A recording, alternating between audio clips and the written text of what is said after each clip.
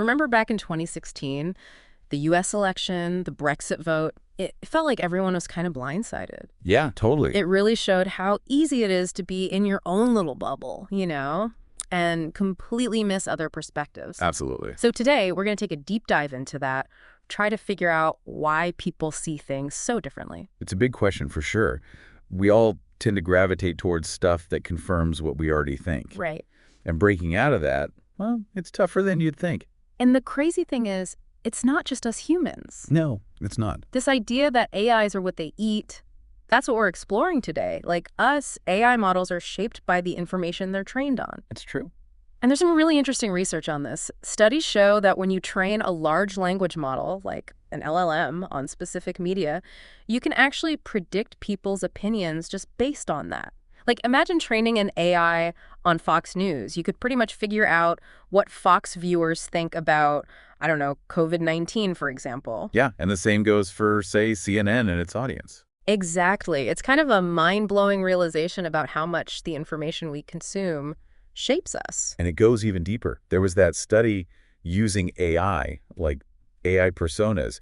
They built these personas with demographic data to simulate how people would vote. Right. And get this, it predicted Trump winning. It's pretty wild to think about how AI can actually, mirror and even anticipate human actions based on what it learns. Which brings us to the heart of this deep dive. We're looking at an experiment that uses AI personas, but this time they expose them to different types of media, sort of like giving them different media diets.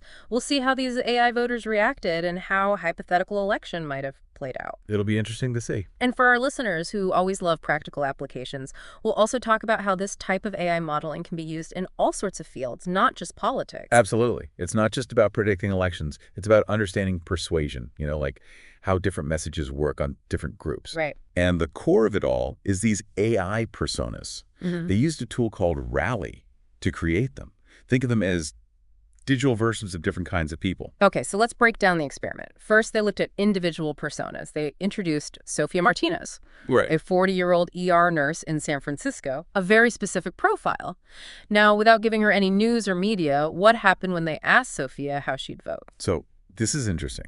Sophia consistently voted for Kamala Harris. Really? And GPT-4o, that's the AI model they used, it basically reasoned that based on Sophia's profile, like her job, where she lives, her background, it made sense that she'd align with Harris's political views. It's drawing from a massive amount of data about people and politics in America to make that prediction. So even without specific news, the AI kind of knows, or at least has a strong idea based on patterns it's seen in the data.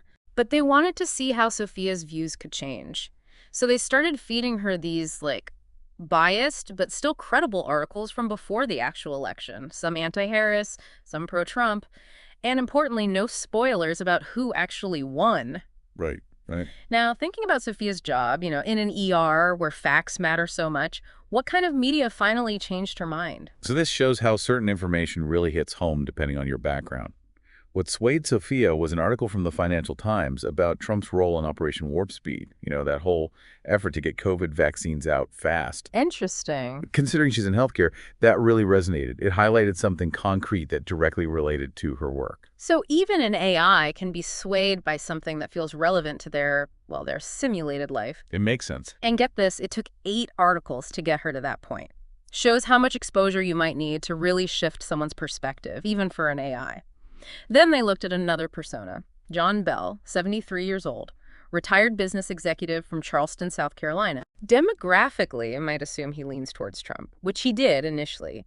What surprised them about John? Well, the surprising part was how quickly his vote flipped. It only took 2 articles, either pro-Kamala or anti-Trump, to change his mind. They think it might be because of how much negative stuff about Trump is out there in the AI's training data. So even a little bit of counterinformation was enough to sway him. Which kind of highlights a big issue, AI bias.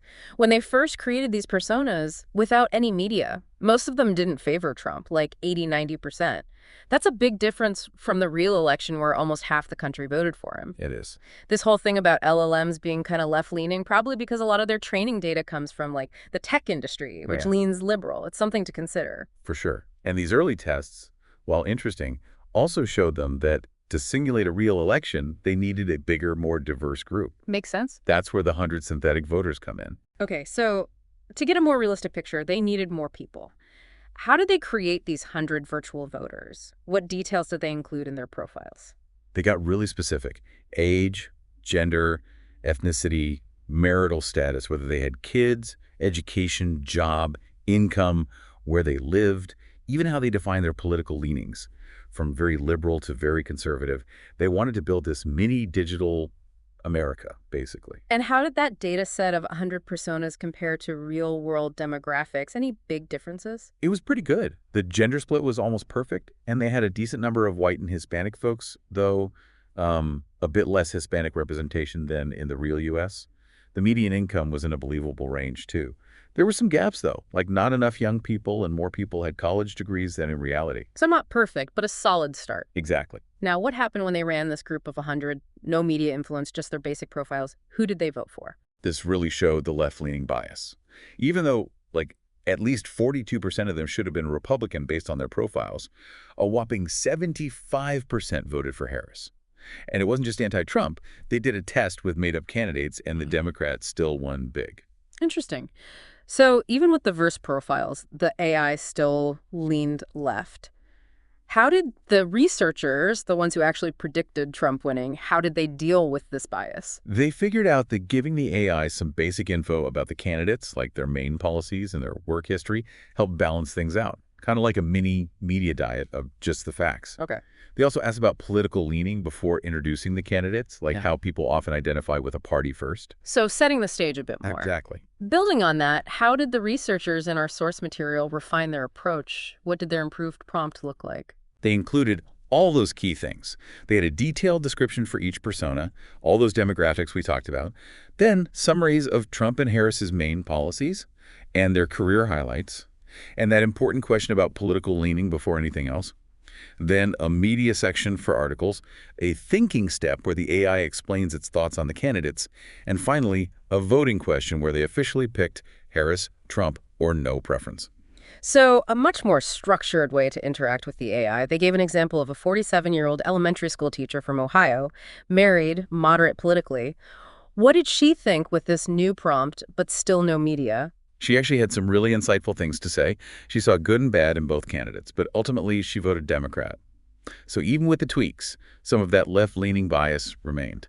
Did this new approach change the overall results, though? Was it still that overwhelming 75% for Harris? It did make a difference. The Democratic vote went down to 58%, with 33% Republican and 9% undecided. The researcher mentioned that if this were a real project for a client, they'd spend more time fine-tuning to match real-world elections. But for testing media diets, this was a good enough starting point. Makes sense. So they've got their 100 personas, a better way to prompt them, and a baseline of how they vote without media. Now, for the interesting part, what happened when they fed these AI voters specific media? Let's start with the pro-Trump articles. What was the impact? They used that Ohio teacher again, exposed her to pro-Trump stuff. Interestingly, she didn't end up voting for Trump, but she switched to no preference. She specifically mentioned some criticisms of Harris that she read, saying her policy seemed vague and lacking substance. So even if it didn't fully convert her, it made her doubt. And overall, when all 100 personas got those pro-Trump articles, did it change the outcome of the simulated election? It did. The pro-Trump media diet actually led to a Republican win. The Democrat vote went from 58% down to 41%, while the Republican vote jumped from 33% to 49%. Pretty strong evidence that information, even for AIs, can sway opinions. So even in a simulation, media has power. What about the opposite? What if they all got pro-Harris articles? That's where the AI's left-leaning bias really showed up again. It was a huge swing to the left, like 97% for the Democrat. Seems like the LLMs, even with the improved prompts, are still more sensitive to left-leaning media than what we see in real life. So the pro-Trump stuff caused a shift, but the pro-Harris might be exaggerated by the AI's bias. Still, what's the big takeaway from this whole experiment with media diets? I think the main point is that different information environments really can shape how we think and what we decide, even in these simulations. The fact that a specific media diet could flip the election result, despite the initial bias, shows how powerful media can be. And the researchers point out that this kind of experiment is actually a pretty quick way to study these things, compared to those complex agent-based simulations that can take forever to build and run. So it's a shortcut to understanding what kinds of media are most effective at changing minds. Exactly. And as you mentioned before, this isn't just about politics. Our listeners are always looking for ways to apply this stuff. How could these AI simulations be useful beyond elections? With your background in marketing, you must see some potential. Oh, for sure. In marketing, figuring out what works and why is a constant challenge. You've got all these campaigns, social media, TV ads, emails, and it's hard to know which one actually made someone buy something. These AI simulations could be really helpful for, like, modeling customer preferences and seeing what sequence of messages actually drive sales. You could test different ads, different stories, and see how virtual customers react based on their profiles and the media they're exposed to in the simulation. So instead of guessing what might work, you could run these simulations and get data on what's most persuasive to different types of customers. And the article also talked about AI actually creating the ads, right? Like it's getting more creative. Yeah, the quality of AI-generated copy is improving fast. It might not replace human copywriters entirely just yet, but it's getting there. The author specifically mentioned Anthropic's Claude Sonnet 3.7 as being super creative for certain types of content. And OpenAI's GPT 4.5, while not always the top performer, has shown some really surprising creativity. The fact that GPT 4.5 is the first to really pass the Turing test, people can't tell it's a machine talking, that says a lot about its potential. It does. And that leads to this interesting idea in the article, the Hopkins test. What do you think about that? Yeah, what is that exactly? And why is it like a new standard for AI in advertising? So it's named after Claude Hopkins, a big name in advertising from way back, early 1900s. It was all about scientific advertising. This test is about, instead of just seeing if AI can write like a human, can it actually create an ad that outperforms the best human-written copy?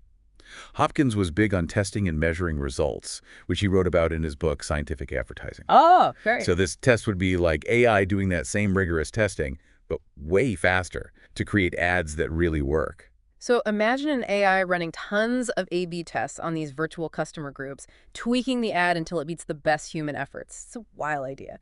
But the author also talked about how humans are still important, right? Even with the super advanced AI. Definitely. Even with like a Hopkins GPT or whatever, we'll still need humans to keep things grounded. Culture changes, and people are complex.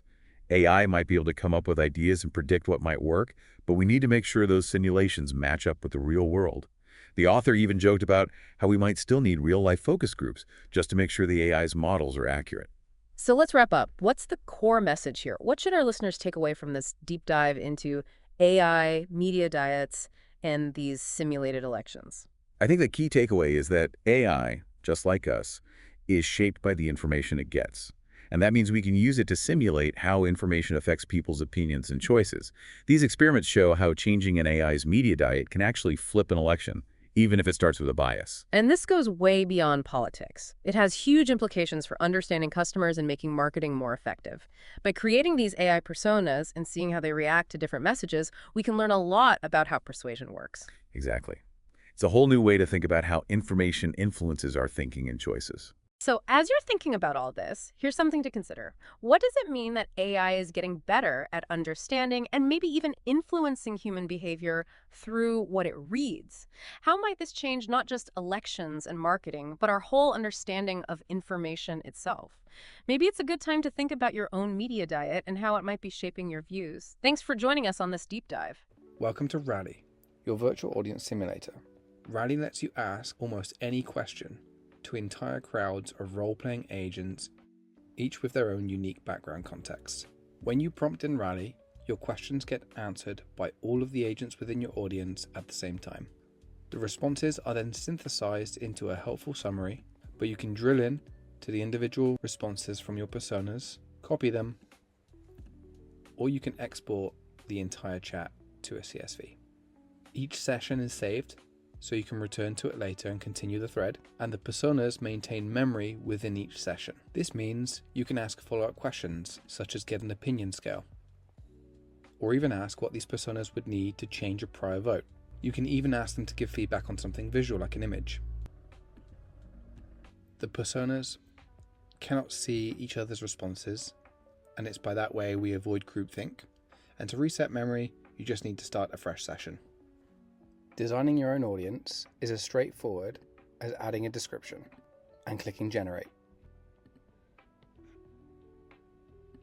You can generate more than one persona at a time, tweak the audience description to align your virtual audience characteristics with that of a real audience, edit your personas, or clone via text. This lets you create audiences quickly based on text from LinkedIn profiles, autobiographies, script comment threads, reviews, transcripts.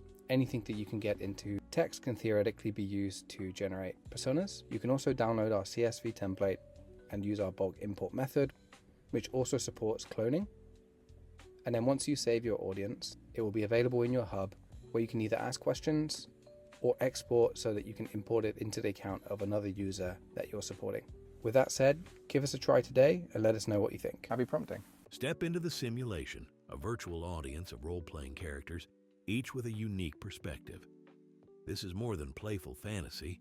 Welcome to Rally, a private crowd feedback platform designed to offer swift, authentic insights. Within these digital personas, you can pose nearly any question. Is your marketing pitch resonating? Does your design spark delight? Here you receive direct, honest feedback, free of the echo chamber and groupthink often found elsewhere. Marketers validate campaigns before launch. Innovators refine product concepts. Entrepreneurs test prototypes across broad or niche specific digital audiences, all in a safe and private environment. Rally's simulated panel never tires and remains ready to guide you toward sharper, everyday decisions. By combining simplicity with insights from the crowd, Rally removes the barriers between your questions and your answers, all the wisdom, none of the scars.